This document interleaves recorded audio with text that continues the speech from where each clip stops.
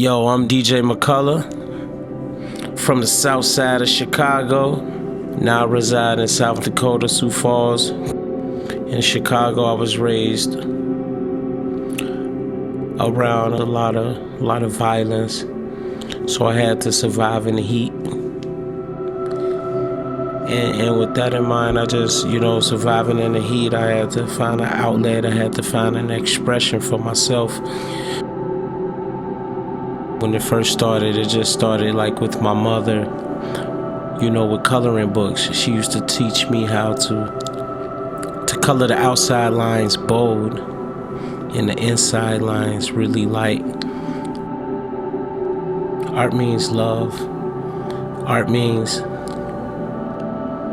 it's a spiritual thing where you can take a person's mind and put it into an art form and have another person to see it. And once they see it and see your visual, they can see what you visualized. And it's like bringing your visualization to reality. Art is a form of trust. Art is a form of love. And love never fails. Sioux Falls have inspired me in so many different terms and so many different ways. It taught me how to mature into a businessman when it comes to art. My no suicide movement has started when I realized that, a lot of youngsters is committing suicide, and a lot of people are going through depression, dealing with drugs, dealing with meth, dealing with bad relationships, and so they decide to just give up. In my life, during my little hardship, I use art as an expression, as a way to cope with the depression. So I found my outlet, I found my purpose. And I'm here to let other people know that they can do the same.